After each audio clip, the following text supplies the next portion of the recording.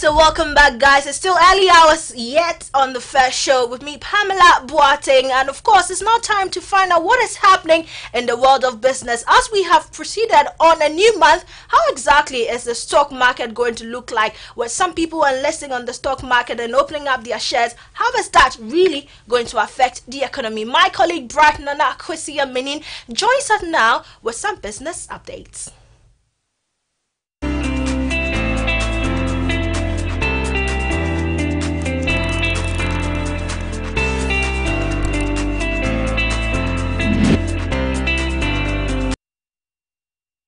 A very good morning to you and welcome back here live on GNTV with me, Bright Nana Kwesi Ameni, and this is the business block where I'll give you update on the Ghanaian market and what is trending in the Ghanaian market this morning as Ghana risks losing the huge investment that government and private sector entities may have made to roll out the single window platform in the country in the last 16 years. If attempts to introduce a new player to take over the implementation of the program goes through, the implementation of the single window platform is currently being handled by GCNet and West Blue Customs World with remarkable success and at a much cheaper rate. Checks have shown that GCNet has a contract with government which runs till 2023 and West Blue has a valid contract with government till 2020. And if these companies are made to continue on their services, it will obviously come with their consequences, including a possible judgment debt that could spell doom for the Ghanaian economy. Now, Deputy Minister for Trade and Industry, Carlos Ahenkra, recently made comments suggesting that Ghana Link Network Services with its Korean partner, Kupia Korea Customs, have been selected to take over the role of deploying the single window platform under the Unipass agreement. Now, the minister's key justification was that it was comparatively cheaper, but available data, however, does not support that assertion.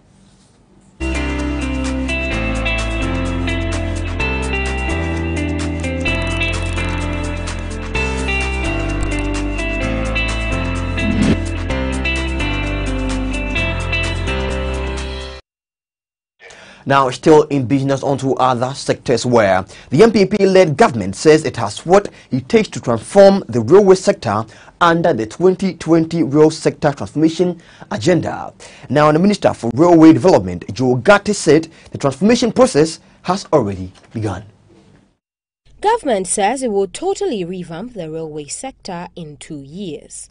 This will include the Western Corridor rail line linking to Ivory Coast. But how feasible is this dream of constructing over 500-kilometer railway system in less than 2 years?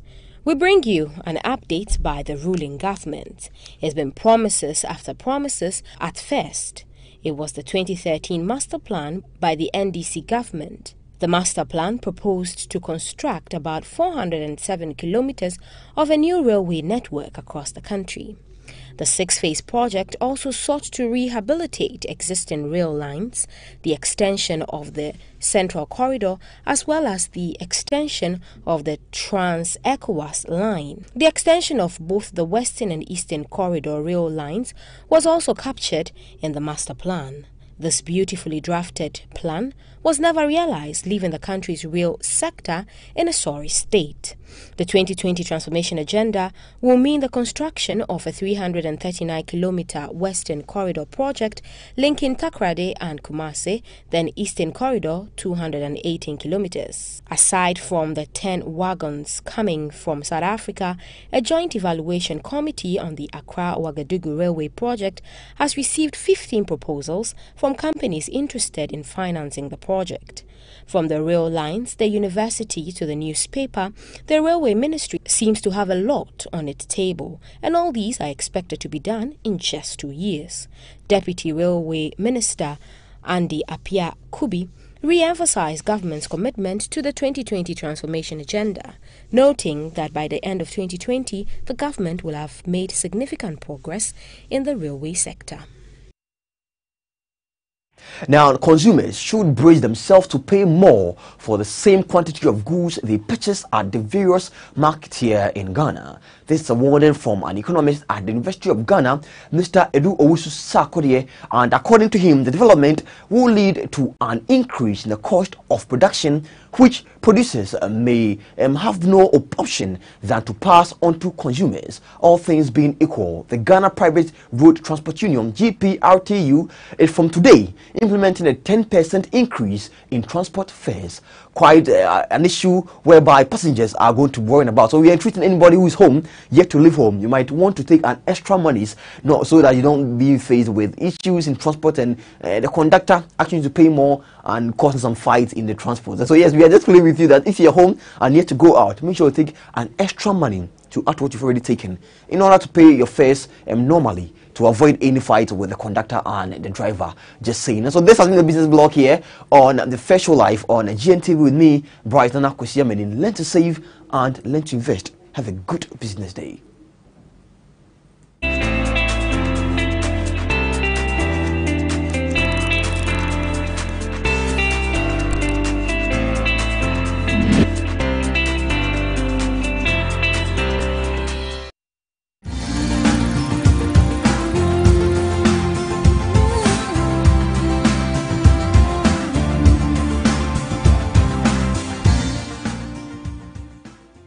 Future, every child, man, woman in every corner of the world will be connected. Anything that you want to know will be available at the snap of a finger. The future brings endless possibilities, but we must never forget who we are, Ghanaians. Now, who is excited about the future? Me!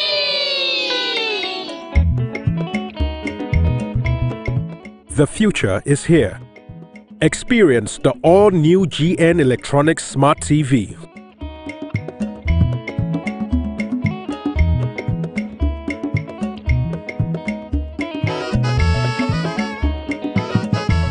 Experience international quality assembled right here in Ghana. For more information, contact 050-144-9465. GN Electronics. Good quality comes from home.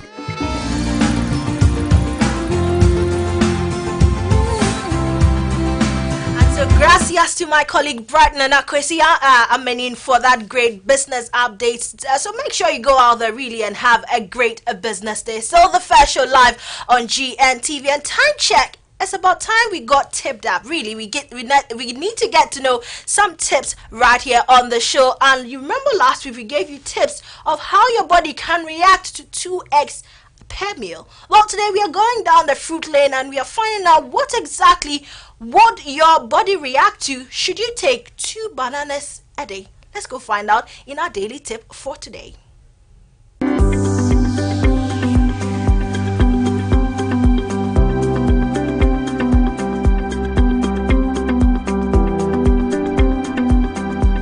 What will happen if you eat 2 bananas a day? Now, healthy food isn't always tasty, but with regards to bananas, this isn't the case. Banana. Did you know that bananas bring a great many benefits to your health? Eating just 2 bananas a day can truly transform your body in a month. Don't miss our little bonus. It can help you look gorgeous every single day without wasting money on cosmetics. 1. You lose weight. Bananas are rich in fiber, which makes you no longer want to eat once consumed. Bananas also contain a kind of starch that reduces your appetite and stops you gaining weight. It reduces the level of sugar in your blood and raises your body's sensitivity to insulin. If your body cells aren't sensitive to insulin, they can't absorb glucose, and your pancreas begins to produce it in larger quantities. Whether the body accumulates fat depends on the insulin present. Also, weight loss is one of the most effective changes for controlling blood pressure. 2. Arterial pressure returns to normal. The average diet in Western culture delivers too much sodium and too little potassium.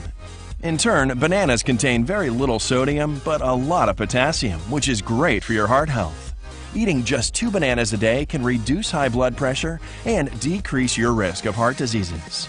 Also, adding bananas to your diet reduces the risk of death from strokes by 40%. 3. Stress levels falls. It's widely known that bananas can improve your mood.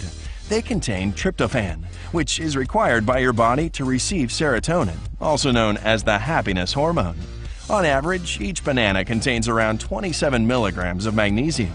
Magnesium helps your heart, muscles, and immune system function properly. Also, this mineral is responsible for producing a good mood and healthy sleep.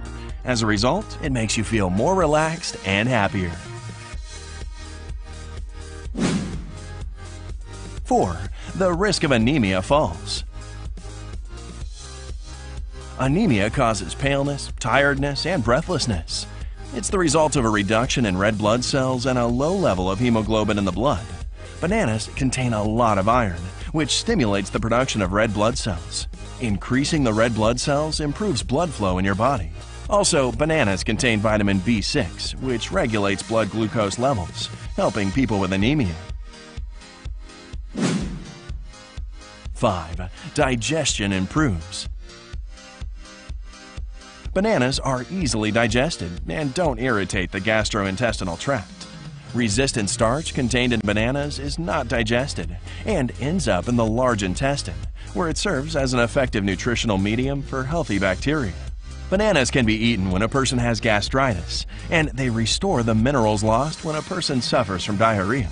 Also, bananas are naturally anti-acid, so eating 2 bananas a day can lessen the heartburn symptoms. 6. Your vitamin deficit will be filled up. Bananas are rich in nutrients, vitamins, and natural sugar, such as sucrose and fructose. On average, 1 banana contains around 20% of your daily requirement of vitamin B6. This helps your body produce insulin, hemoglobin, and amino acids that are needed for the creation of healthy cells. Although we usually think that oranges and strawberries contain the greatest amount of vitamin C, bananas contain 15% of our daily norm of this important substance. Vitamin C is an important antioxidant that neutralizes harmful free radicals, active molecules with insufficient electrons that can destroy the body's cells. It also helps keep blood vessels healthy and produces collagen. 7. Your energy levels increase. The potassium contained in bananas protects your muscles from cramps, and the carbohydrates provide you with enough energy to endure a heavy workout. It's hard to believe, but the energy you get by eating 2 bananas is enough for a 90-minute workout. Here's the bonus. You can also use bananas as a cosmetic. To make an amazing banana mask, you'll need a banana, the white of 1 egg, the juice of 1 lemon, and olive oil.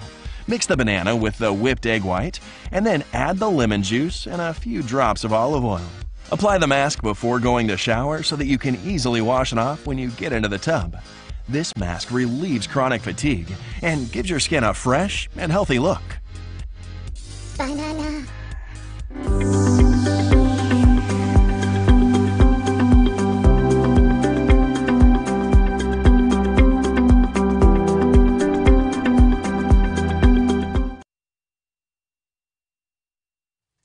All right, interesting and insightful tips there. 2 bananas a day, I say, would definitely keep your stress levels on the low. So go out there, take that banana like nobody's business, because you need it. You need it to lose some fat. You need it to keep your stress level on a very low note. And of course, some great benefits for your skin and your body. So have a great banana day, as I would love to put it. It's still the First Show live on GNTV. We are streaming live on YouTube as well at GNTV-G8. Let's keep the conversation going on all our social media platforms: Twitter, Instagram, Facebook at GNTV-G8. It's about time we go on a quick break, and when we come back, we finally settle like the dust and have a great conversation on how political influences are affecting the media industry. How exactly are politicians maneuvering their way through the media landscape to ensure they have their way? What exactly is the role of the media in our current dispensation? That's exactly the talk we are having on the First Show. So make sure you don't go away. Stay with us right here as we give you what you need.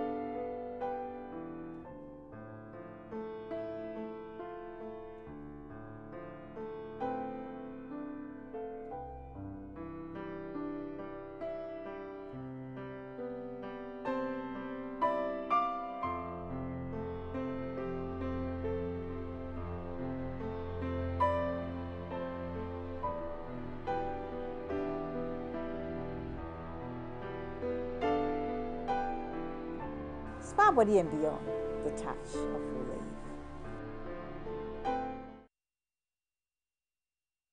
Welcome to Hetty's World Deco Training School located at Trade Fair Center, La Accra, where professionalism comes to life. We train you to become an event planner and decorator, wedding planner, and an interior decorator. Courses here include floral arrangement, balloon decor, wreath and hamper making, wedding planning, table setting for events, and many more. We also help plan your wedding, funeral, engagement, parties, and any other event. Course duration is from 1 month to 6 months with an NVTI examination. Hostel facilities are available for accommodation. For more details, contact us on 026 625 4814 or 054 371 2102. You can also email us on hetdeco@gmail.com. At Hetty's World Deco Training School, professionalism is our hallmark. Are there prophets in the 21st century? If my prophet is in the midst of my people, I speak to him mouth to mouth. So because prophets speak God's word, they speak a creative force. Because we were ignorant, we didn't really understood what grace was. Depends on the individual, the way you look at it, the way you handle yourself, the way you carry yourself. They want to know what disease in the family, what does the family do. They want to know all these things about the background of the family so that they won't get themselves, because they know that those things have influence. God created man. The man that God created fell. You see, he fell, and because he fell, he was subject to corruption, to destruction, to satanic dominion, and all that.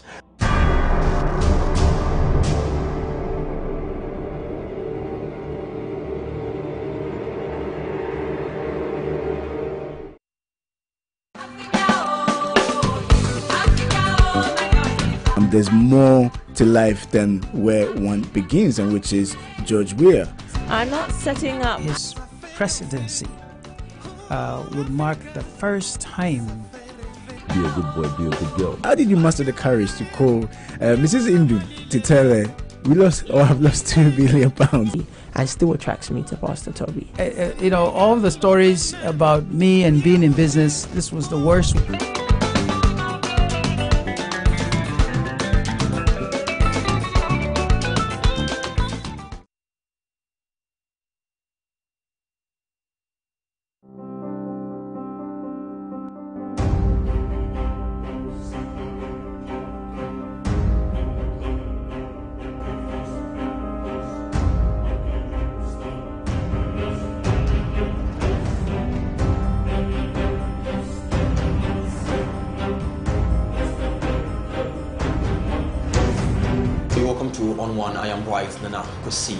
Fighting climate change in particular, both in Africa and in Europe, we are interdependent. Our intake of refugees has been going up in recent years. Today's markets and today's life is no more a question of common sense. It's a question of knowledge, understanding. We have task forces that patrol the markets, the communities, and to ensure that certain fires do not occur.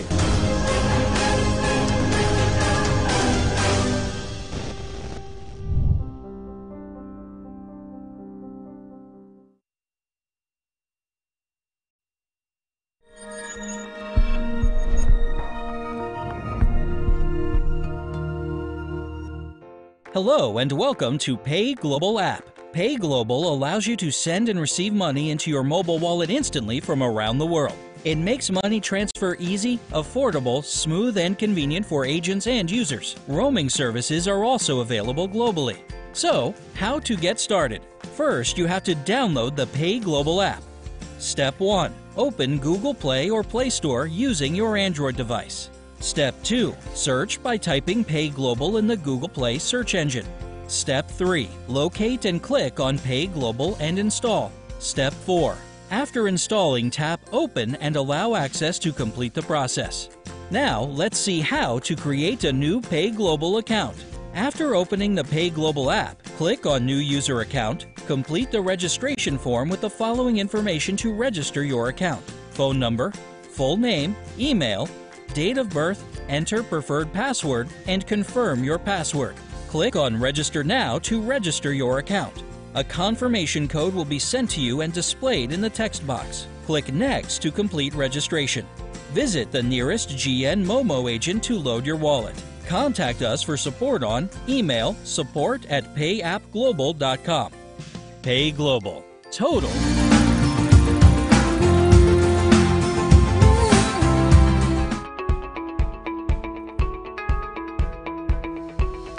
Alright, you're welcome back. You're still on the First Show on First News Network. It's time for us to go through the first segment and the issues that are bothering the country. The first one that we're going to deal with has to do with fuel increment, and I know a lot of you now are fighting with fuel pump attendants. When you go, they keep fighting them because you're confused whether or not they are stealing. I can bet you they are not stealing. Right, so let's go on to the phone lines and speak with Abbas Moro, who is Industrial Relations Officer of the GPRTU, to talk about fuel increment. Remember that last week we had a hint that there's going to be a 10% increment again, and so I want to look at how the GPRTU is going about its activity, because we're hearing about, you know, impending some strikes and stuff like that. They're going to put down their you know, weapons, you know, the ones that they're using working for you. So let's welcome Abbas Moro, who has joined us on the phone lines. Abbas, thank you for joining us. Good morning. Morning, madam. Hello, Abbas.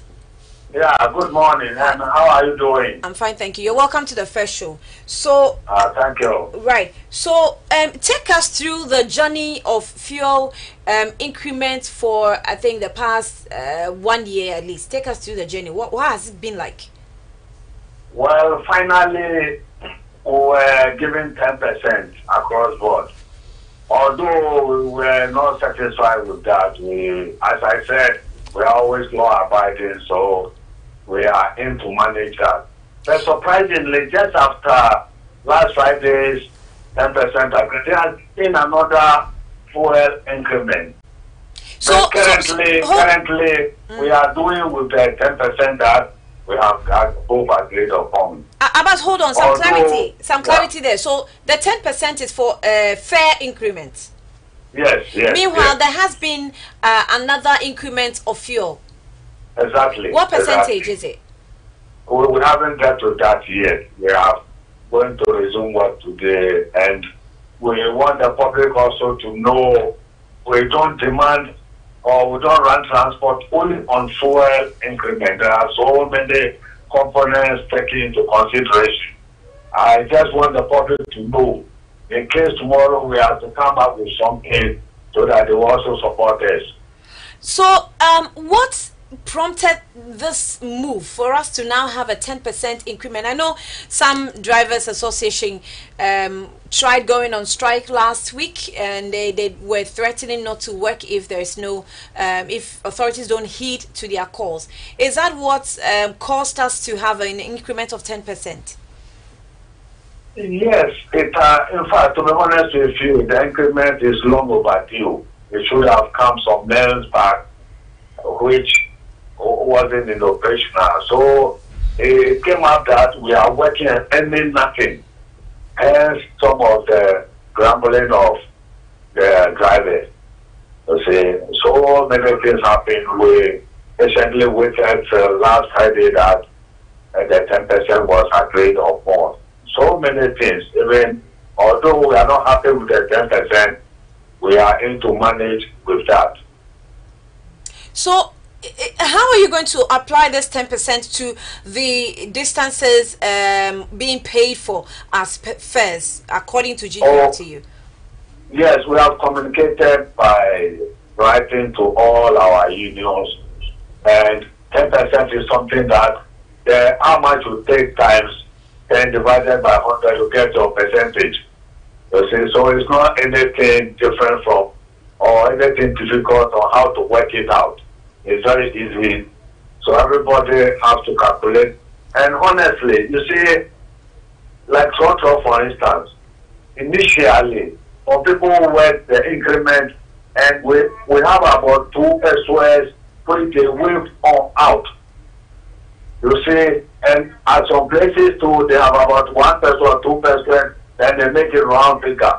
So we advise them to go back to the previous fare so that they calculate on that to get something reasonable which might be accurate for the current 10%. The fuel hikes that's been going on for some time now, are we going by the automatic adjustment formula? Come again. Are we using the automatic adjustment formula effectively? You see, we don't want to go deep into that to get confused on both the drivers and the public. So all we are saying is everybody should use 10% increment as an increment, an upward adjustment on the welfare.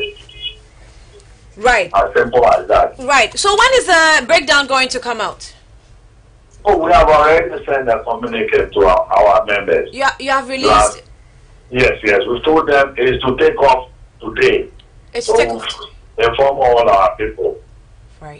Right. Abbas, thank you for your time. We'll get back to you when there is some more clarity to be made. You are always welcome. Welcome. Thank you. Abbas Moro is actually the Industrial Relations Officer for the GPRTU Greater Accra. And so expect that if you bought the public transport today and you hear different communication according to the prices that you're paying, is because there's a 10% increment in fare, not fuel, in fare. So take note of that. Right. So let's now go into the issue proper having to do with journalists and our activities in the country.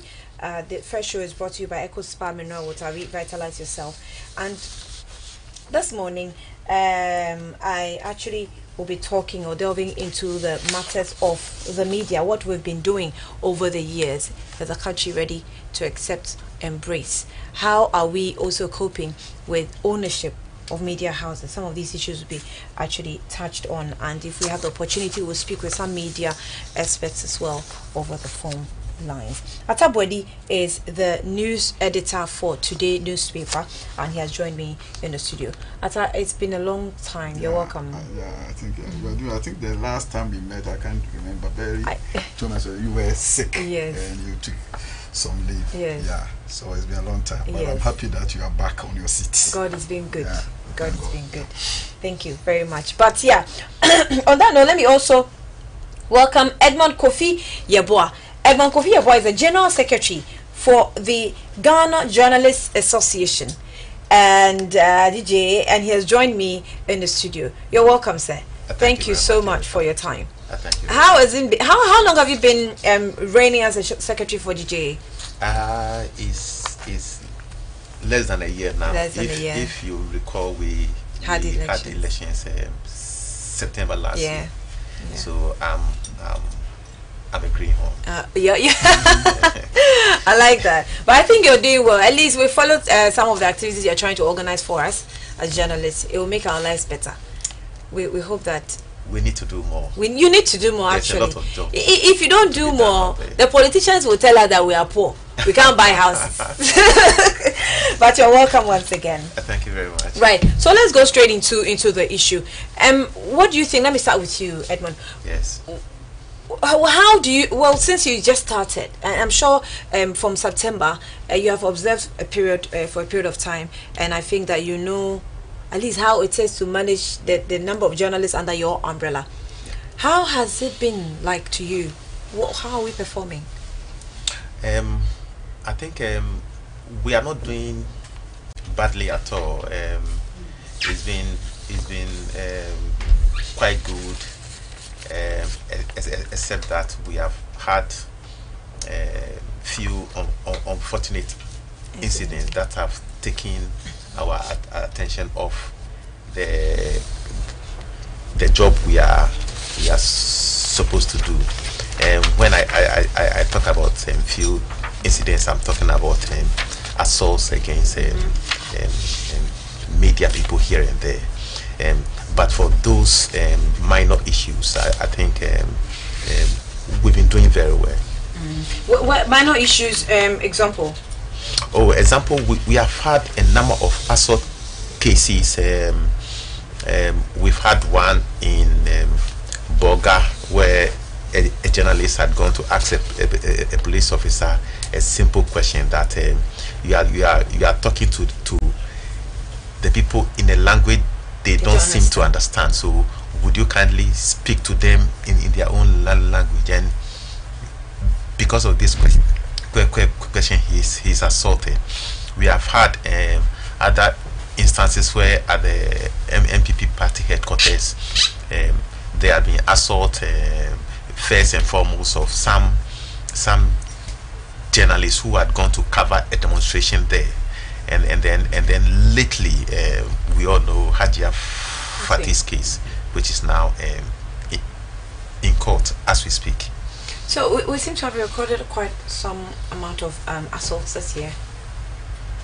I think this year is recorded some more assaults. This year, Hajia Fati's case is the most popular. Is the popular one, but I think even yesterday we are having reports that a sports journalist was assaulted.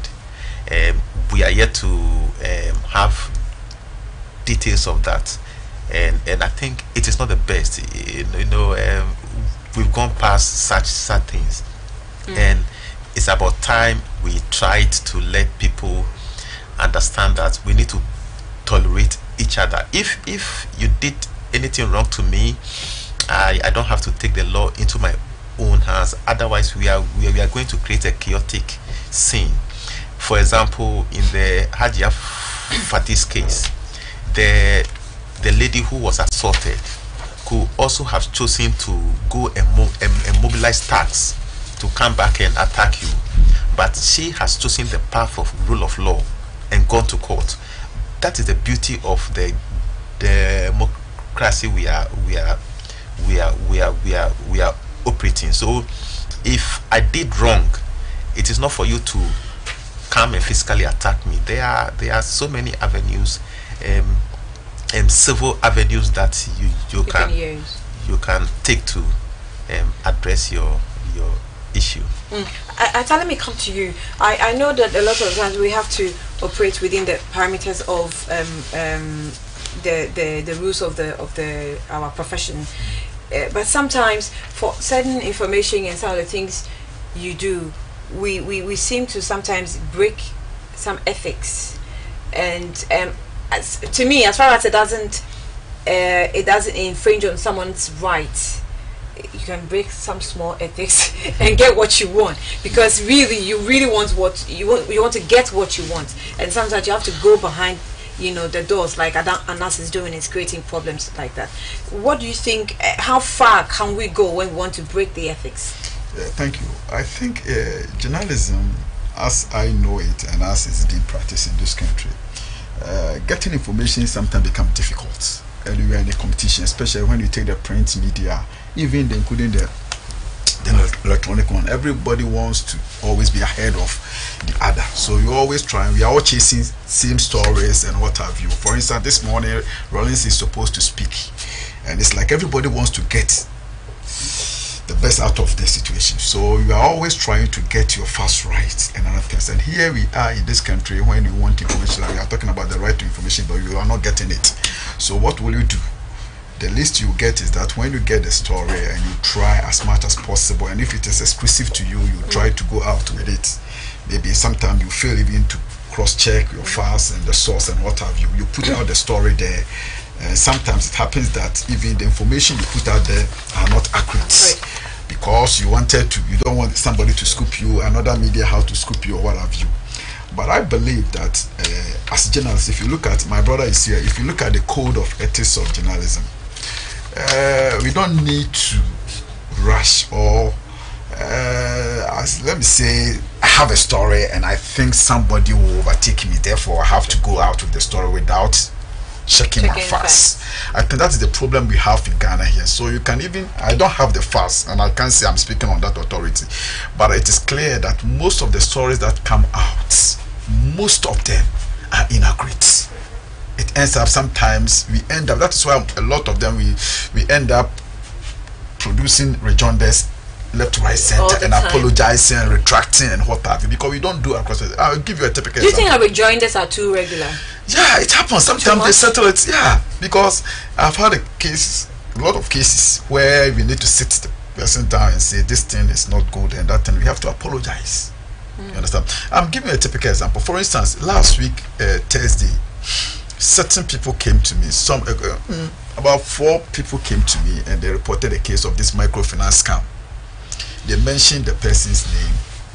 They couldn't give me the number of the person because they said they don't have it. And it's a serious case. It's one of the prominent microfinance company, which the depositors are complaining that their monies are locked there.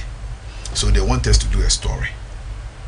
And then I asked them, in fact, the allegations are serious. The allegations that they said. So I told them that, no, give me time and let me find out. They said, no, it's true. And I said, if you are not ready for me to find out, then you can take your story away. Take it to wherever they will publish it for you. I don't want to do anything.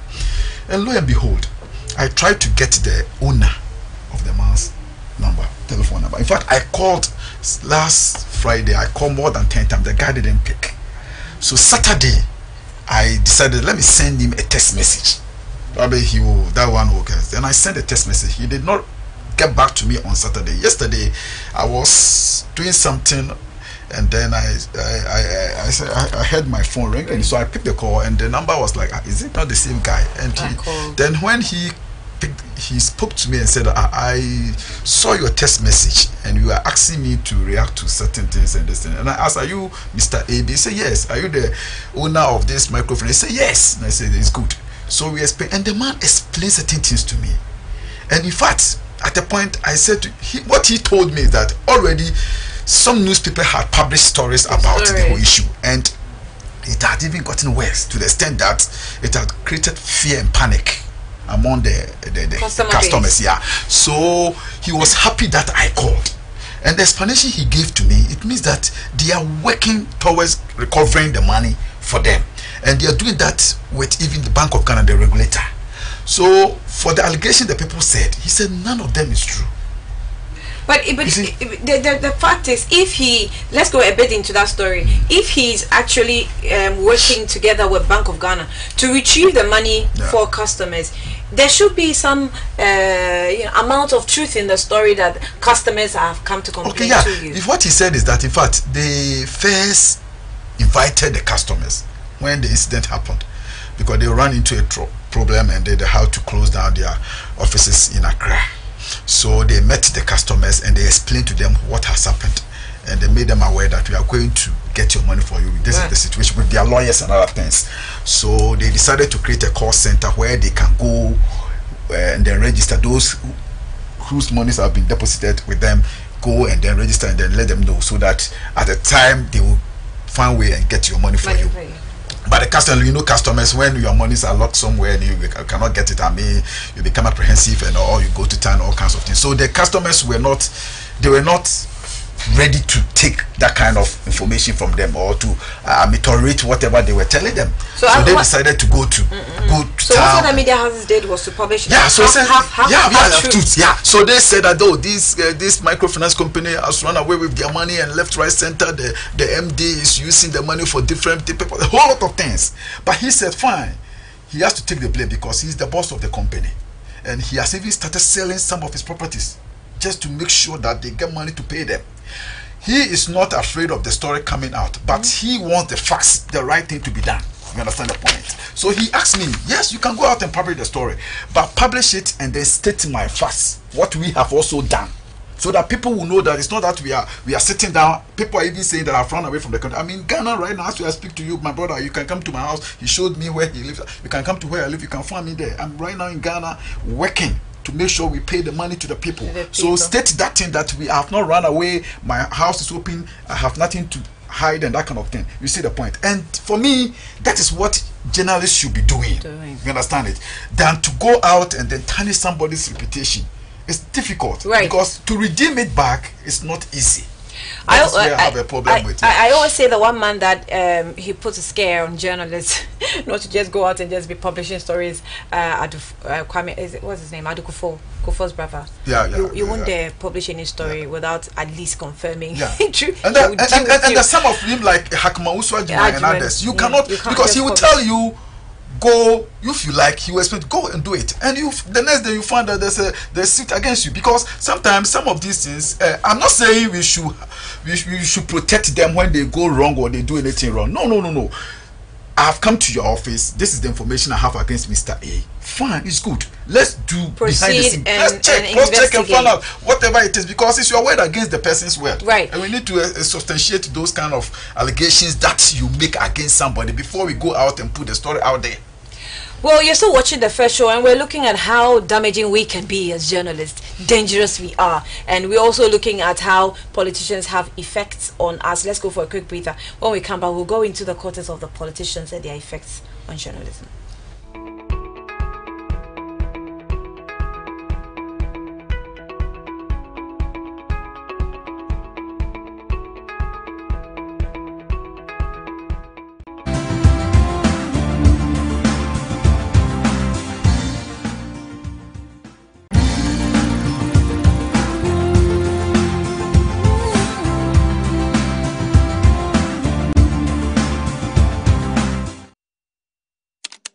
Everyone likes to feel special and to be treated as such.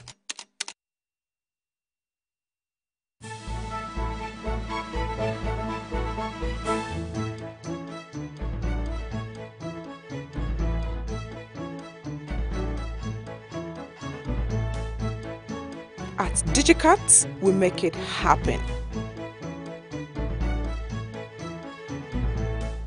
And the feeling is good.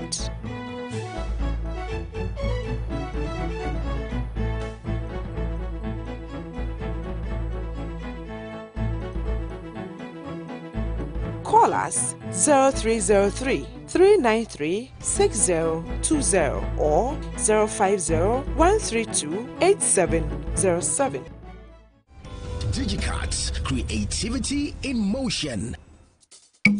If you always keep your money in your wallet. Hey, I fought a bear. Pardon me, Apuma. Yamina, the was say. I feel the baby. Shay, about money, man. My boom. Hey, of an cabo. Hey, easy. Yellow car. Easy. That car. Ah, referee. I'm when you cry. Oh, maybe you're going. I'm when you cry. I GM mobile money. Ariaba. Kita afun baku anatwe bebre so aya aduma ma GM mobile money a percentage na abanya no aye bebre mebe hende aba register no *712# I register here na no ma mo here Ice oh dear afato gbe obodo Messi wa bom papa ya me sure don't should be dey national new GN Mobile Money, total convenience.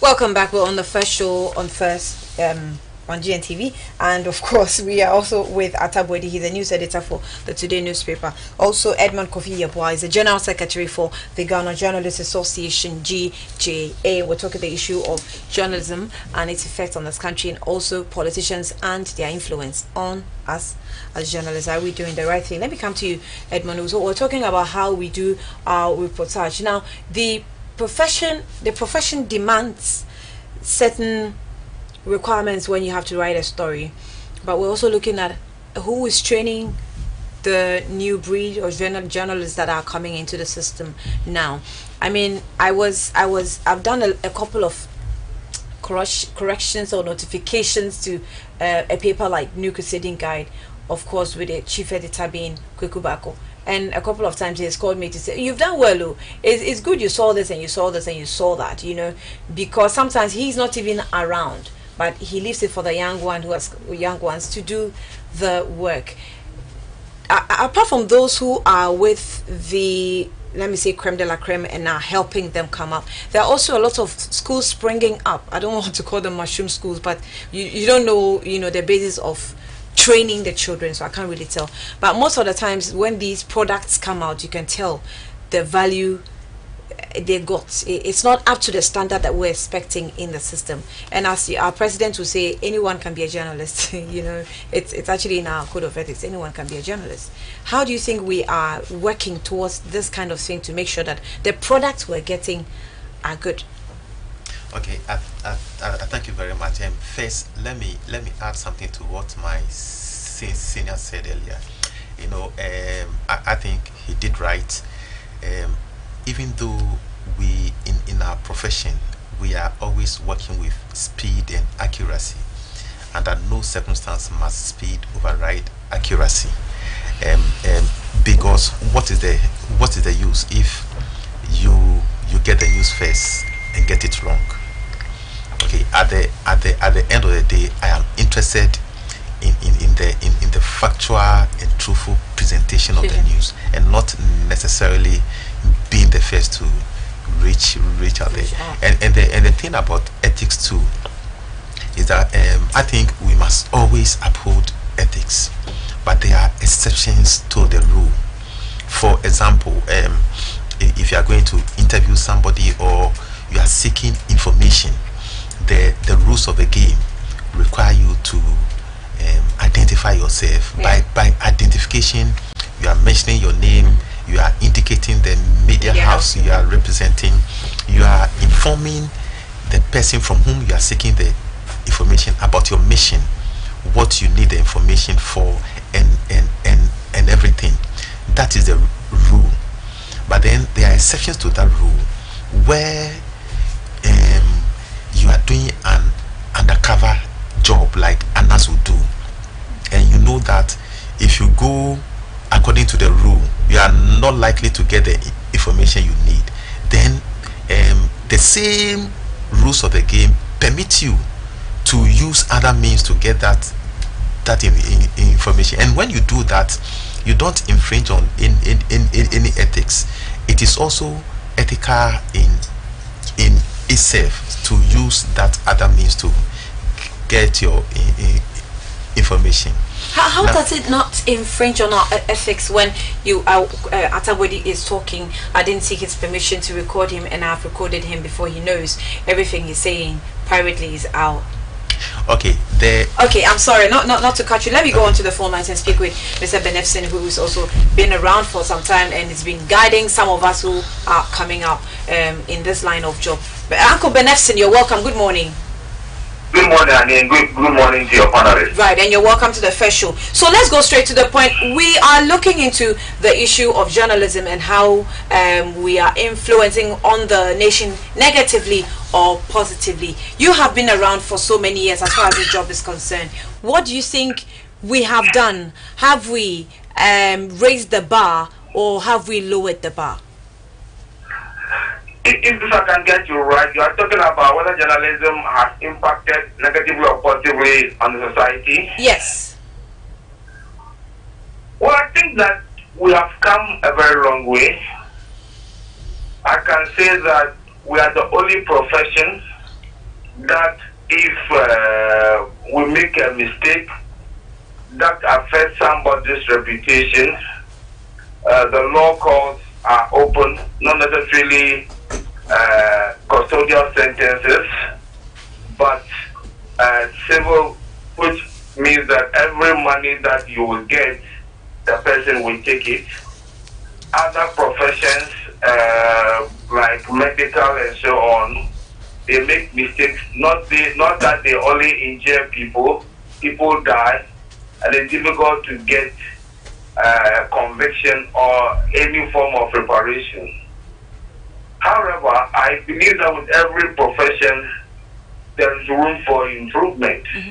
And our profession is not exempt.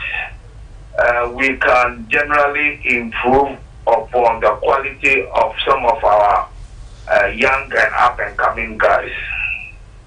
So we know that in journalism we say something that anyone and anybody can be a journalist.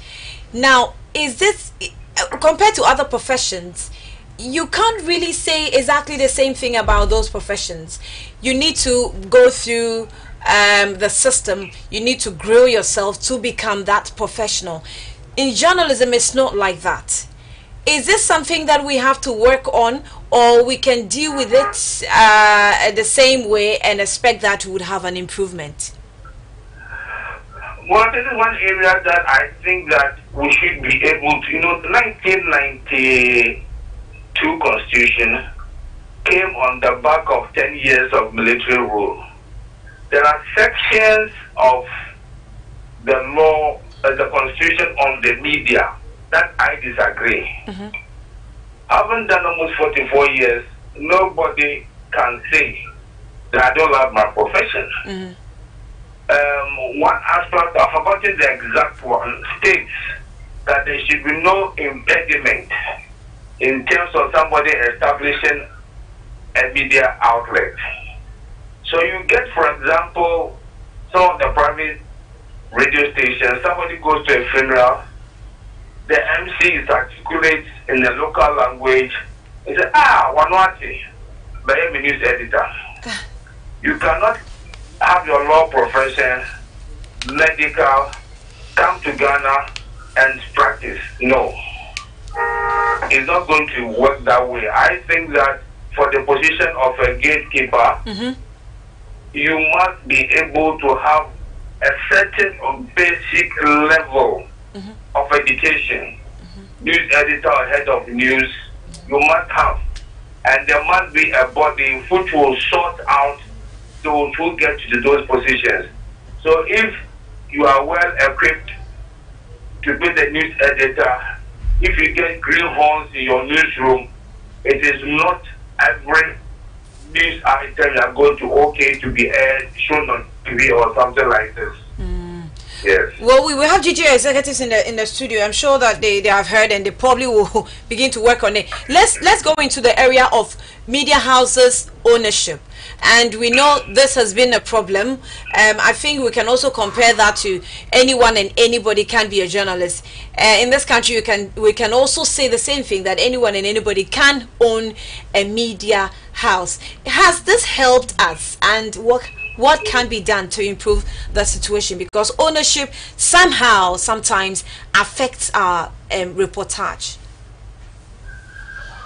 If a journalist is worth your salt, I don't think that ownership should affect reportage. In even developed democracies, there are media houses who have a constant and open and known political position. Yet that media house is respected and its views are taken into account.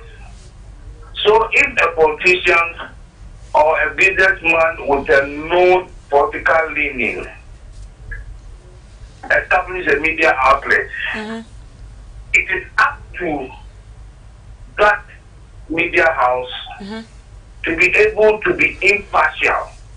That yes, this media house belongs to Mr. A or Madam B, yet it is so partisan that at times it criticizes the political party that the owner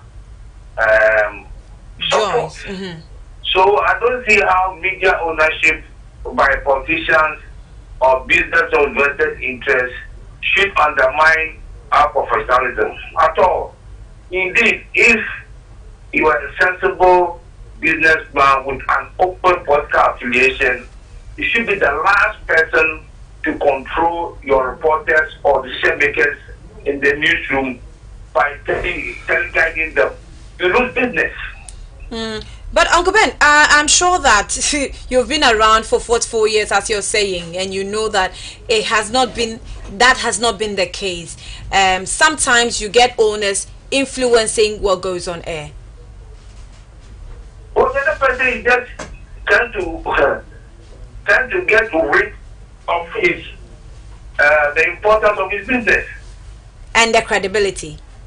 Yes, I mean, look, if he belongs to Party A Party A has done something which is so bad, and you kept mute on it. If you keep mute, it is your own gun. You are letting your media house loose. And if I work in a media house like that, there's no I'm going to time my professionalism with somebody's inward-looking behavior. I will resign. I look for another job. I resign. Wow. Because once you have got yes, I'll look for a job. If it's there, I'll give you my letter. Because if I achieve what your businessman, then get somebody who will also come and work, who doesn't got his or her professionalism, and you be like Koliko, just not at anything your boss says. No, thank you. Wow. So it means that finally, before I let you go, this should be the responsibility of the journalists themselves on how to manage their own profession. Yes, if you think that your boss promises you that, look, you will do this, or I'll give you freedom, you come first month, second month gives you the freedom, then the third month he starts. Why are you hearing this story? You ask him why. Don't you know that this. If you, especially if a young woman, I'm not saying that leave the job and be hungry. Start looking out for a job. Right. I'm sure if you go to interview, the first question they will ask you, you are the news editor of this station, you are doing well. Why do you want to leave? Interference. If that media house wants somebody who will be fair, definitely they will take you on. Right. And if somebody you are in your 50s and you are just going to pension, certainly it will be difficult. You stay there. But if you are young, 20s, 30s, you are at your peak, maybe you are a reporter in the newsroom, you get a job and you are a news editor, you are the gatekeeper. I would advise you look elsewhere. There are many media outlets. Because you bear in mind that once, maybe 10 years down the line, you are going for a very important position. They will say, but there was this story. You cannot go and sit there and say that, oh, my owners, I should do this. Exactly. You shot yourself in the foot. Exactly. Uncle Ben, thank you so much for your time this morning. We'll get to you when we need some more help. Thank you. Okay, you're welcome. Right. Ben Efson having spoken to us there about how we are actually doing our job as far as professionalism is concerned. Edmond, let me come back to you. What do you think of what he said? I think he was right. The constitutional provision he was referring to is Article 162 Clause 3, which says that there shall be no impediment in the way of anybody from establishing a media institution, and that is where the crux of the matter is. And so as he put it, a funeral announcer today can become a journalist the next moment. Until that provision of the Constitution is amended, that is how it is going to be. Ours is not like other professions, like for example law, where they have the Legal Profession Act, which specifies the qualification criteria. So you need to meet that before you can practice as a lawyer. The same applies to a doctor. But ours is an open gate, and so anybody at all can enter.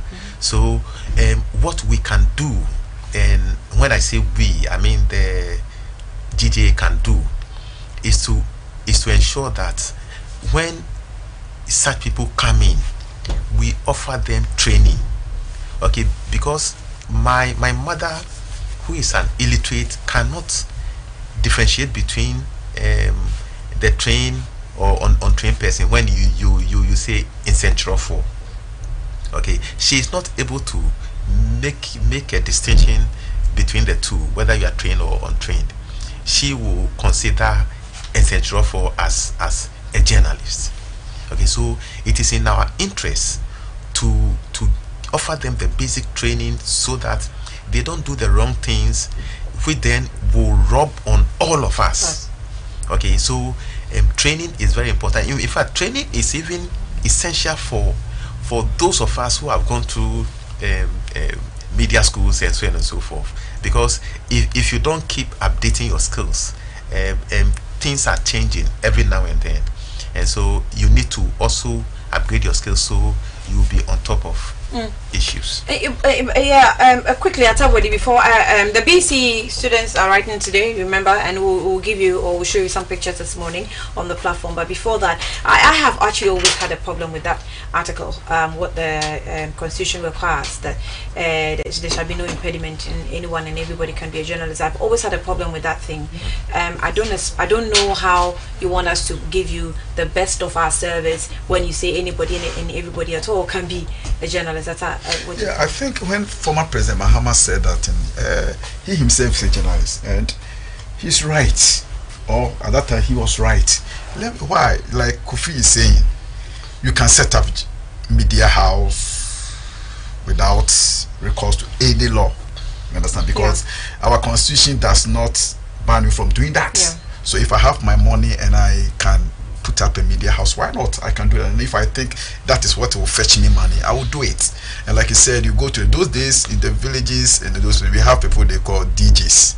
They will go spinners. They will go to and they play. Now remember in my school there was one guy who was a good spinner and he can rattle tree and play this kind. Such a person, you can bring him to Accra or Kumasi and he will make money because he can talk and people will listen and laugh and those kind of things. And I also have a problem with that kind of people that are in the media space today, because Kofi is saying they need training. We all need training. It's good, but if you go to the private institution, media institutions, I'm talking organizations and that place where we have a lot of these people there, especially, let me, with apology to the tree speaking media houses and other things, the moment they bring them and they all call themselves journalists, we are 104. Even if it's a spinner, it's a DJ, because the DJ itself is of its own, it's a profession. But he calls himself a journalist. And some media houses, the news, they even send them to go and cover assignments. But remember that they're all within the media space. Yeah, that's what I'm saying. They're all within the. I don't know if actually journalism that is, media space. See, Annie, the fact is, when they come like that, they don't have any training. They don't get any training. Yet they consider themselves as journalists. But remember, journalism is broad, you know. It's not just about. But what I'm saying is that there's a difference between somebody who is DJing and somebody who is a reporter, trained reporter. Okay. You can see the difference between a news item and what is not news item. You don't report anything. You understand? But if you send somebody who is a DJ to go, a disc joker, to go and report, cover an assignment, and come and report to you, what do you expect? Somebody sit on air, he's a DJ and he's doing some kind of interview. You need even to have some skills. Sometimes I wonder people who sit on air and do all kinds of interviews. You can even see that they don't have. Yeah, you can even see, that's what I say. With apology to the street speaking local language radio stations and what have you. Sometimes it's very appalling and disgusting the way they ask questions. You can't make head or tail out of the questions that they are putting to there. That's the point. And they end up getting nothing. Sometimes they can repeat one question. The person, the interviewee will tell you this, and he will keep repeating. Maybe unless they don't understand. So my problem is GJA should do more. Like Kofi is saying, regular training for journalists. Even if they have to charge them, they should make it a mandatory. The organizations, every 3 months or so, bring your staff, let those that you think, and give them proper training. That will help the profession. Because let me tell you, and I can tell you for a fact, I have countless occasions met people who have complained to me that they don't have respect for journalists in this country. The reason be that some of them can even not speak good English, but some of them cannot even write good. I mean, sometimes you listen, and you yourself, you know, some people sit on air and the way they talk and the way they even. I mean, it doesn't show. We watch foreign media. And I'm not saying they are better than us, but the point is, when you are doing an interview, you have somebody like Kofi sitting here, you're interviewing. You have your script, everything. You've gone through. You've done your research and everything. You know what you're going to ask him. He knows what he's going to provide for you. Right. And at the end of the day, those listening to us will get something out of it. Right. But here we are. You quickly come to the studio. He doesn't even know what he's talking about, and somebody will sit today and be talking about June 4th, where he doesn't even know the history of June 4th. You're right. Let's cross over. I'll be back to you. Let's cross over to Accra High. BEC is on today, and okay. So our man is on the field, Joseph Sapon. And he's giving us some shots. Okay, so you can see some of the students seated, waiting for the exam to start, I think. Yes. So this is Accra High in your shot. And some of the students having their heads lying on the table. I remember, you know, when you have to grill all that you want to grill, and then you're waiting for your pot to come. Oh, Charlie, now pot and so so let's just hope that there are pot today for them. So the students are there. I think examiners are also there and preparing the exam questions, you know, to be released to the students so that they can also start. So that's what you have in your short. Accra High Senior High School. Accra High Senior High School. Yeah, that's interesting. All right. So just a quick one before we go on the break. I'm saying that if you are a disc jockey, can't you call yourself a journalist? No, you cannot call yourself a journalist at best. Why are you laughing? I'm serious at now. Best, you can't may call yourself a DJ. Media practitioner. Media but practitioner. You cannot call yourself a journalist. A journalist is a person who gathers information, analyzes the information, processes the information, and disseminates the information. So if you are not in the job of doing that, you cannot call yourself a journalist. So if you are doing any other thing within the media establishment, you may be a media practitioner, but not necessarily a journalist. If you are a journalist, you must be doing all the things I've talked about. But as my senior said, once you find yourself in a media institution, everybody will call himself or herself a journalist. But I think we need to look at the issue holistically. Sometimes the problem has to do with the nature of media ownership. Some media owners don't want to employ the right caliber of professionals so that they will pay them well. Okay, they think if they go for the funeral announcers, they can pay them a pittance, and so we need to look at the issue in a very holistic manner, so we can find a solution. I'm sure producers will bring you back, and then we go into this matter again, because I still have a problem. Okay, we will. Don't worry, I'm allowed to keep you a little longer. So let's cross over to Street Talk. I'll be back.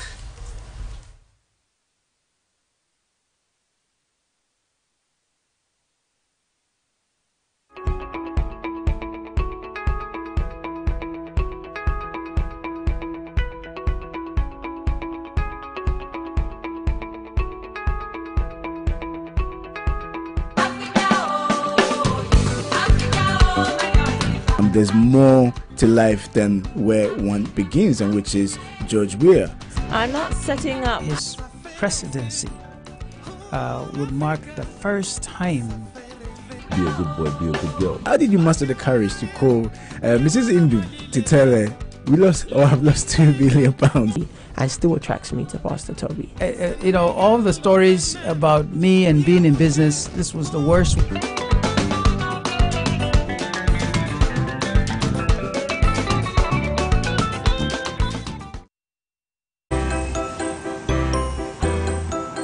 Do you want increase in sales? Or do you want to draw attention?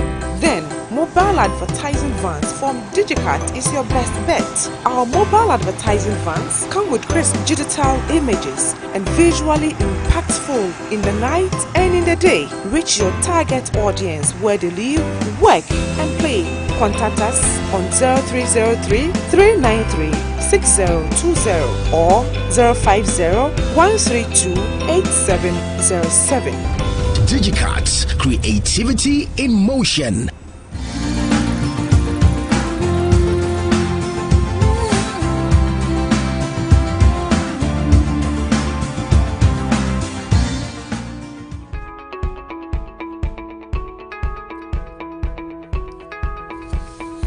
You're still watching the first show live on GNTV, and I'm in a studio with Atabwedi, who's news editor for the Today newspaper. Also, Edmond Kofi Yeboah is the general secretary for the Ghana Journalists Association.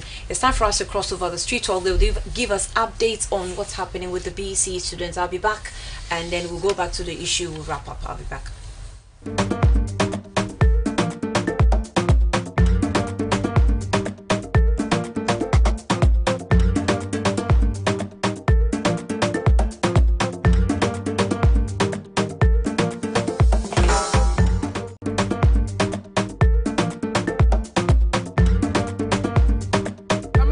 live on Street Talk today, coming to you live from the Accra High School here in Kanda, that's Asalom Down.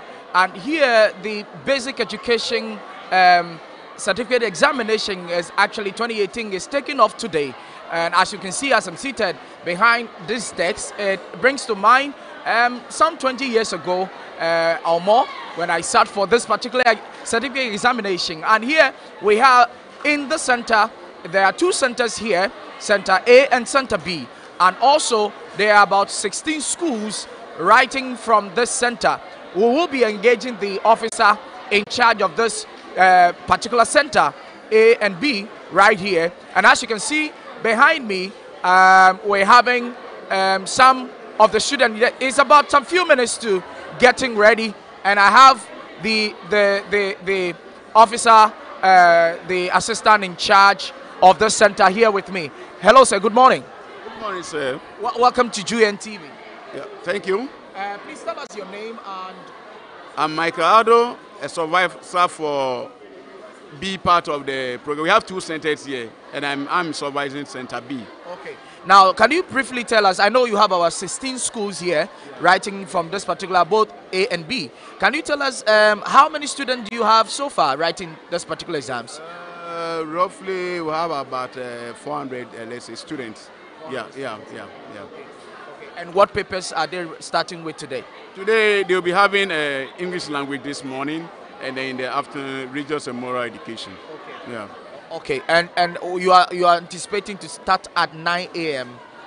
9 a.m. Yeah, but the students are to be seated by 8:30. Okay. Yeah, 30 minutes to the time, so that they will feel comfortable to take off. I just saw some schools just coming in with their vehicle and all that. They are yet getting in. When we got here earlier, we had other students already seated. How prepared are you? Is materials and everything ready for the takeoff? Yeah, for now, we are more than ready. We are just waiting for the questions to start. But the children are at least now, they know where they will sit, just to familiarize themselves with the terrain, because this is a senior high school and they are not familiar with the environment. But we allow them to know where they will sit. So when, after assembly, then they will go straight to their desks, and then the program starts. Okay. Any challenges so far when you started? We came in, we saw you sorting out the objective papers and the questionnaires and all that. Any challenges so far as you began? No. All the things were brought in advance, so we have to just sort it out according to the timetable, and then we take off. Okay, so we are here with the supervisor in charge of Center B, and we are right here from Accra High School, and BEC taking off today. 2018 BEC is taking off today, and I want to engage some of the students and get their feeling and see how they are getting ready, geared up for this particular exams. I feel like writing one myself right here on this desk. If they can get me questionnaire and my answer sheet, I will be ready to write just to feel up how the feeling has been years back. And so I have one student here. Let me talk to her. Stan, let me talk to you. Hi, how are you? I'm fine. What's your name? Nasia Ahmed. From which school? Nima Sujhs. Nima? Sujhs. Nima School JHS. Today I'm writing exams. How prepared are you? I'm very prepared. Well prepared. Well prepared. You think you can blow the paper? Yes. Okay.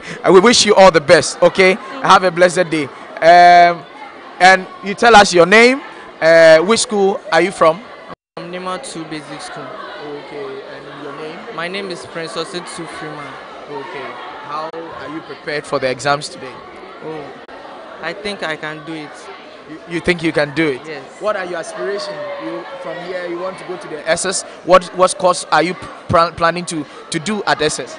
I want to do technical. Technical. Yeah.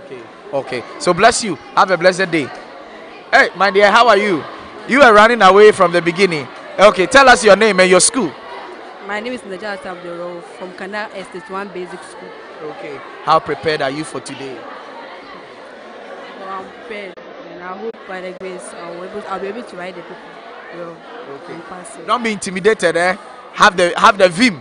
and go and write it well. All the best. And so you can feel from the emotions from some of the students how they are feeling. You see, when the examination tension is high, it makes it difficult for you to even talk well and even feel free to express yourself in that regard. And so we are having most of the students, some of them are conversing and they are getting ready for the exam, trying to sort themselves out. You can see some of them with their mathematical set and trying to inquire from each other, trying to build up their momentum for the takeoff of the examination. And so we are here live from Accra High School, here Center A and B. In this particular hall, it's made up of two, part of B and whole of A. Whole of A. So right here, the team is getting ready. The team is getting ready. Okay. And so right from here, we are here at the Accra High School. And so as we are getting ready to be off from this particular center, and so Pamela and Annie right in the studio right here from Accra High School. Joseph Sapong, I'm bringing you street talk from Accra High.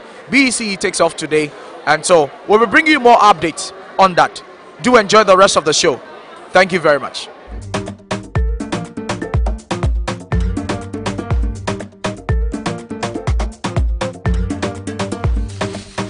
Thank you very much, Joseph Nanasapon there at Accra High Senior High School, bringing us up to speed with the BECE students as they prepare to write their exam, and we pray that they indeed write it well, get their grades in good shape, and selection for them. When we're young, we call it selafal.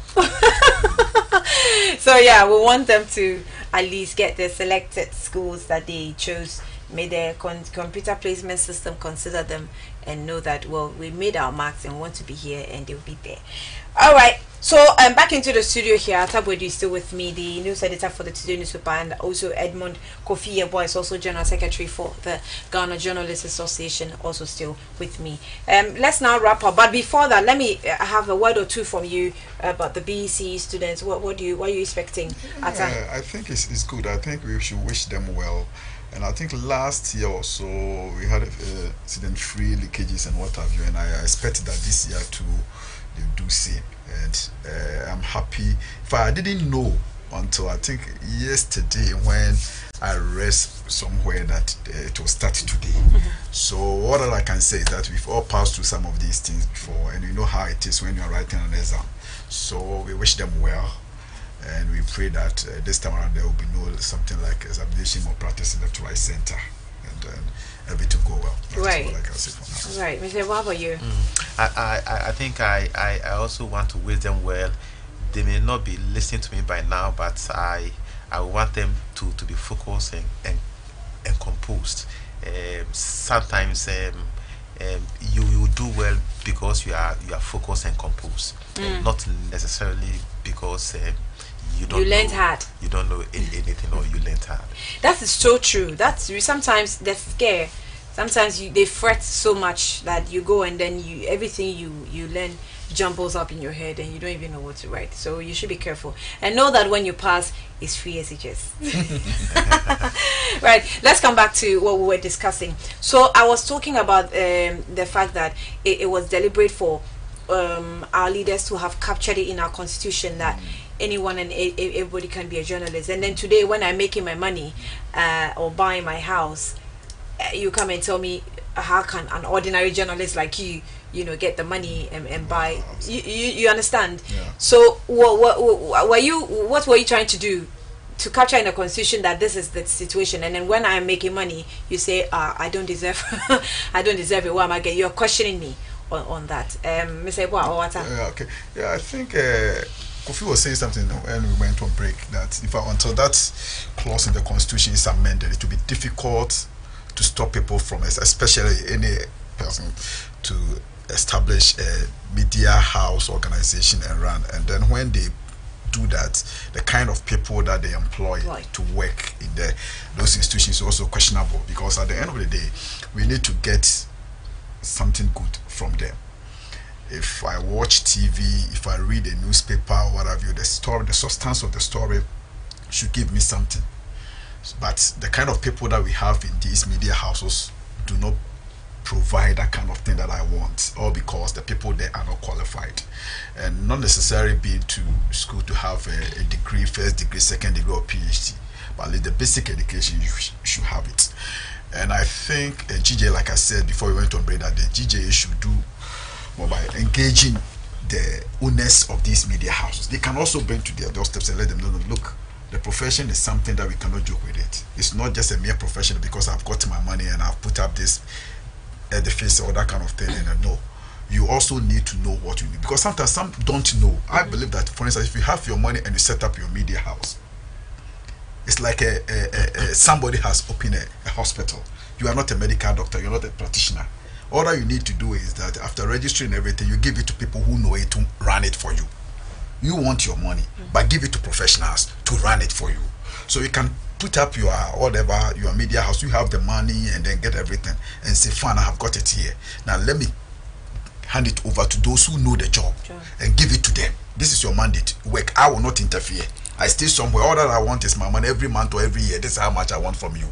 So those people that you hand over the job to, they are professionals. So they know the kind of people that they want. But I know some media houses in this country, the owners interfere. They don't know anything. If they've not been to school before, they will tell you who and who to employ. You are there as a general manager and he will come and say, take this boy, give him job, give her job, give this thing job. Meanwhile, the person doesn't even know anything. You understand? So you impose the people on the general manager who knows the job and he has nothing to do. Like Ben Efson said, sometimes you are confronted with these kind of challenges and you think because of getting job is difficult in this country, you don't want to lose the job, so you accept it and stay there and fold your arms and then be working with people who don't even know the A's and B's of journalism. You understand it? And he will not even provide a room for you to give them training, for that matter. All that he wants is that go and they think that anything is news. Bring it, say it how it is. So we will appeal. Now we all fall under GJ, and that is what they should do for us. Not necessarily. Yeah, well, to engage the media, I don't think they have even looked at that direction, that the media owners should also be called to book and then let them know that fine, you have your money, it's good to create job. But they've been calling them, you know. I don't know, Kofi. I don't know. Maybe you have to tell, to have a meeting with them for them, because still some even do. That's why they pay that kind of pretense to people, because they think that I can give you 100 Ghana, 200, come and work. They don't even know what goes into journalism, the kind of trouble we go through, the difficulties and the challenges we face. I mean, GJ executive is here. I know you're here, but I will defend you a bit. I think they know. I think you know. Yeah. You know what we go through, don't you? Yeah. They know. But as for the owners of the media houses, my point is how they engage the owners also. They know, because they've been talking about it, that they should pay their workers well and what have you. But do they take it? The owner, do they take it? But we have to bring them on the table. Let them understand that, look, please, it's good. That it's your own job. You have created this. The employment is yours. You have everything. But the fact of the matter is that if we work under some conditions, you need to employ A, B, C, D. You need to do this and do that and do that, because they complain a lot. People go around and take money, sole and that kind of thing. If you pay them well and give them all the thing, I don't think this kind of sole thing will even be an issue to be talking about. Yeah, but here you are. The month will end. I know some places when the month ends, even getting their salary becomes a burden. So they live on this kind of sole to survive. I mean, you understand it? I wrote an article. I think I've sent it to you guys. Okay. I'm sure you get it and publish it, because it's in line with what you're saying, and Kofi. So that article came up because of what was happening between Anas and Honorable Kennedy Japan, the Honorable Member of Parliament. You know, so I was thinking, well, I know journalists in general are really not catered for properly in this country, which is why it has been the cause a reason why we're not respected, or this profession is not respected. A lot of people are living on very funny things. Soleil, as he mentioned, is one. Some are living on corrupt dues. Some are living on the pockets of politicians. They are in their pockets, yeah. I mean, others are doing. There are just a few that are being catered for averagely or overly well by their employers, and they're living well, and that's I can count them, but a vast number of us are just they're just in the job. And so when you have people coming out and showing that they're a bit wealthy, it's like you're looking at them with one eye closed like that. How far do you go in influencing the welfare of journalists as far as you remain members or the executives of Ghana Journalists Association? I think the picture you painted is a disturbing one, and we are very much concerned about that. And it is also because of the objective for establishing media houses. Some people establish them for political reasons, and so they don't care about ethics and professionalism. All they care is that they are pursuing a political agenda. That is why they may not even have a programming content at all. You may even find the media owner just getting up, coming to the studio to sit on air for 2-3 hours to do whatever he or she likes. Okay, so based on the objectives underpinning the establishment of the media organization, you may have such issues. But in terms of the low remuneration of journalists, it is also the reason why the GJ is pursuing this unionization agenda. And we are believing that when we fully roll out that agenda, it will help to address some of these issues. But I agree with Fata that we need to engage the media owners more. We can only appeal to them that look, it is in your interest to pay your guys well, because when you pay them well, you motivate them, and they can also give up their best. It smacks on the media house itself. Yeah, when you manage your employees well, your journalists, you're catering for them well when they go out. I know working with Group Indum is like an opportunity. When you go out and people see you, they're like, oh, how about you people there? You people are that about. And I know I'm a Jacko, but I'm like, well, I take the praise, You are proud to display. You're proud to what you're associated with, and the way you're being described. I'm like, you don't know. Sometimes I'm so hungry. I have no idea. My daddy has traveled. So it's actually when you're able to cater for them well, they take care of. It smacks on like you get a good kind of image about the company. I know that's what you're actually trying to refer to. Exactly my point. So we are hoping that when the union thing comes around, it will help address a number of these things. But I think I also agree with Uncle Ben when he says that, look, if you think things are not going the way you think they should, just pick your bag and leave. Sometimes we are so much afraid of the unknown, but for all you know, there may be gold lying there. So be bold, and when you leave, you may get a better job. Well, I thank you. I don't know if we can be bold enough and leave and get a better job. Charlie, baby, I know you. Baby, Andrew. Yeah, but yeah, we'll wrap up here, and another time we'll actually spend some time and give you the opportunity to also share your opinions with as far as our job is concerned. Do you think we're helping you, or do you think we are causing more damage than good? So Atabwedi is the news editor for Today newspaper, and also Edmund Kofi Yeboah is General Secretary for the Ghana Journalists Association. My name is Annie Efompo. Fresh Show still continues. Pamela will be back to give you some trends.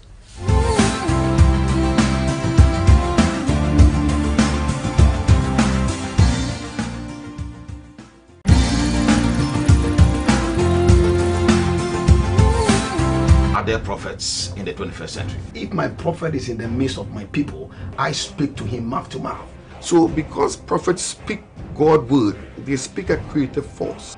Because we were ignorant, we didn't really understood what grace was. Depends on the individual, the way you look at it, the way you handle yourself, the way you carry yourself. They want to know what disease in the family, what does the family do. They want to know all these things about the background of the family so that they won't get themselves, because they know that those things have influence. God created man. The man that God created fell. You see, he fell, and because he fell, he was subject to corruption, to destruction, to satanic dominion and all that.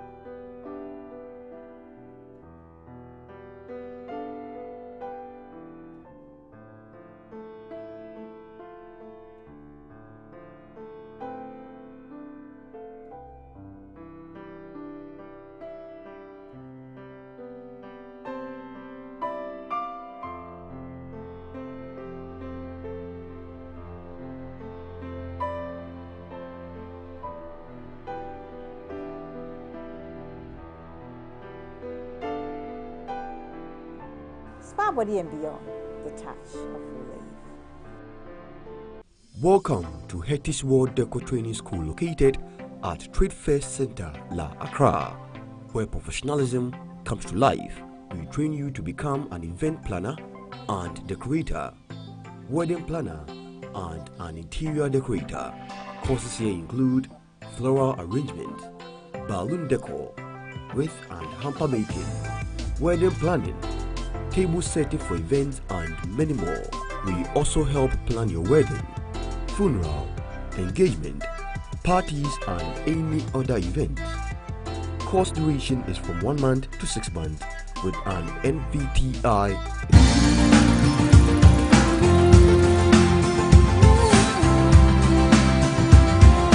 Welcome back. It's still the Fair Show, just gone by. What's the First Talk, as we sat down and discussed how political influences affect the media landscape, and my great co-host Annie Efwa Amfafu did justice to that exactly. It's now time for Morning Trends, as we surf on social media to find out what you and I are talking about.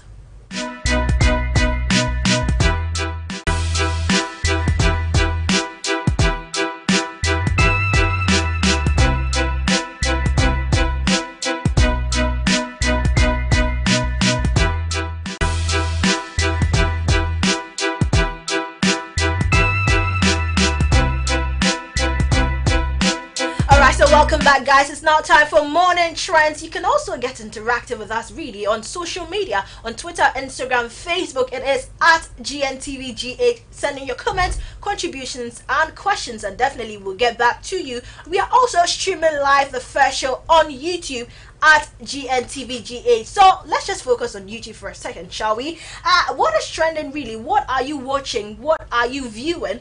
Join me as we find out what is trending on YouTube, as number 9 spot on YouTube trends this morning happens to find Falsus Justice Nigeria seated comfortably with 3.7 million views. Like, yo, you guys are still watching that video. There's been a lot of renditions with This Is Nigeria.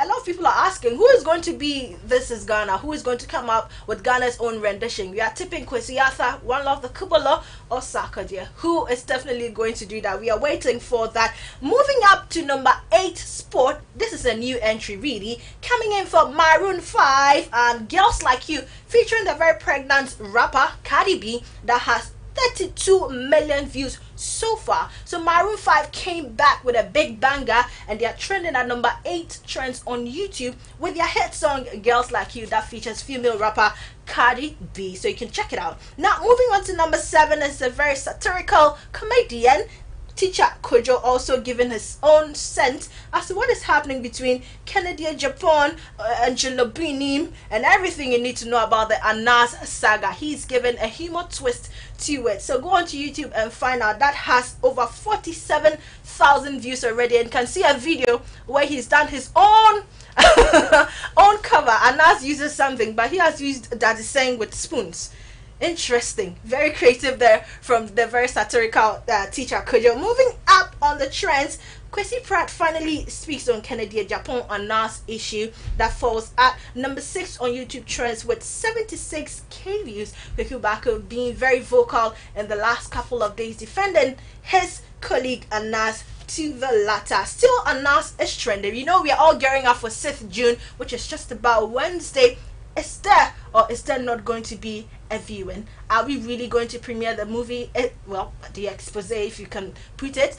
Is there going to be an injunction? Who is going to stop it? That's the question we are asking. That is why it is trending on YouTube. We are moving up the trends, and at number 2 is a new entry again. So far we've received 2 entries. First one was Maroon 5 featuring Cardi B. At number 2 trends is Uber Driver, and guess who is coming from? Wendy Shay from the camp of Rafton Records and Midas Touch, and this has over 108,000 views already. This girl is tipped to replace Ebony. Really, can she replace Ebony? That's the question we are asking. But a lot of you are wondering why exactly the song was titled Uber Driver. Well, there's no correlation whatsoever, but you can find out on YouTube what the song is exactly about and be a part of the trends as to why it is finding itself at number 2 on YouTube. So that is Wendy Shay with Uber Driver. At number 1 spot is Kwame Eugene, and no, he hasn't released any new song.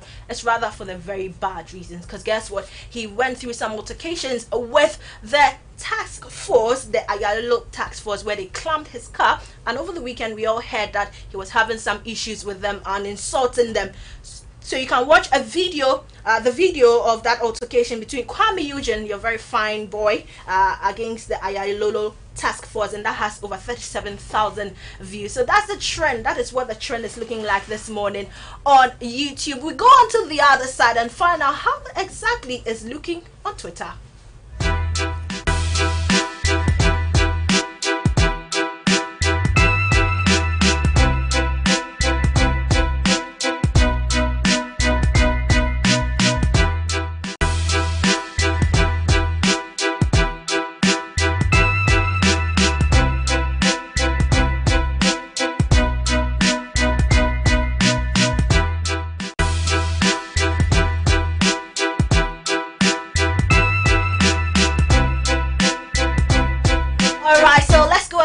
What's trending on Twitter this morning, and of course we're all expecting it. Hashtag BECE is trending as our little brothers and sisters commence their examination today, starting with English and religious and moral education, and most of you are talking about it. Parents are praying about it, but we'll also tell you what you are tweeting about it this morning. And BECE is trending, and the youth president NYDJ live tweet: best of luck to all students starting the BECE today. I pray God's strength and guidance, retentive memory, make everyone proud. That is coming in from Ghanaian journalist NYDJ. And RIP Sasti also tweets: I want to wish myself and my colleagues the best of luck as we start our first external examination BECE today. May God be with us. And this one comes from Winks, and he's tweeting: 10 years ago, my mates and I started BECE today, not exactly today. Sending love to all the little ones starting today and wishing them the very best. You can make it, especially all Lutheran students. And Kimley Kesse also tweets: Form 3 JHS, and you're on Twitter early morning like this. What happened to Facebook? Well, good luck as you start your BECE today. So that's about somebody bashing a BEC candidate who is supposed to be learning, but rather trending on social media. And the last one on this BEC trend, the Hayford Benjamin tweet: BEC candidates go pick schools after the exam. Nice one. So one kasa we share there would atra now with the school. So you choose the school according to what you wrote on the paper. Interesting tweets there. So BC finds itself at #1 spot on Twitter. At #3 is Alhaji Short, who backed out from the NPP national chairmanship race, and now he's revealed who has rallying support for, and it's none other than the acting chairman, Freddie Blay. What are you saying about Alhaji Short this morning to find himself at #3 Trendz on Twitter? Let's find out quickly. Kessie Food tweet: as BET starts today and Alhaji Short are also trending, you're all reminded once again that it is June. That is from Kessie. A lot of newspapers have captured that story of Alhaji Short withdrawing from the race. And Kwesi Reynolds tweet: Omar Sanda from Agona Odobeng, this resignation of Alhaji Short to throw his support for Mr. Freddie Blay is in the right direction. The loyal and resourceful Freddie Blay must be supported to make NPP the most vibrant political party in Africa. And Wolanyo Akwetia tweet: I wish that the Minister of Communication better abrogates the contract for himself. It's welcoming news that Alhaji Short steps down to rally support for the acting chairman Freddie Blay. So that's what you are saying about Alhaji Short. At #3 sport on Twitter Trends. At #6 is the Golden Movie Awards. Which happened over the weekend, and there was a lot of drama, a lot of oohs and ahs, and some apologies. In case you didn't see, Rosamond Brown apologizing to Moesha Budong on the red carpet. What are you saying about it? You know, it was hosted by Jocelyn Dumas and AY, the comedian from Nigeria. Let me read a couple of your tweets right now concerning the just ended Golden Movie Awards. And Khalid Shabir tweet: organizers think say them get sense. They want them go take carry artists come, make it take them money there, then go take do jams. That is a tweet coming in from Khalid Shabir. And Dr. Clemency Oshana tweet: I now understand why tickets were not sold for the Golden Movie Awards. Anka Yebeji in Sikapa. Alright, so that's coming in from Dr. Clemency Oshana. And Nancy Addison Danka tweet: wow, this is what happens when you allow kids play with adults. Nanama McBrown tried to stop her Golden Movie Awards. That is from Nancy Addison there. So that's what Twitter is looking like this morning with #6 trends. Hashtag Golden Movie Awards. There are a lot more trends. #8, Nigeria. #9 is the Ghana Premier League Week 15. #10, Brazil playing against Croatia yesterday, with Neymar coming back real big for the Brazilians. So this is exactly how Twitter is looking this morning. Remember, it could change anytime. It all depends on how fast and how effective you are with your hashtag trends. So that's all for morning trends this morning. Make sure you get interactive with us on Twitter, Instagram and Facebook at GNTVGH, and we are also streaming live on YouTube at GNTVGH. We are about wrapping up, and I'll be having my co-host Annie Efwa Ampo for join me in a couple of seconds as we finally round up the show.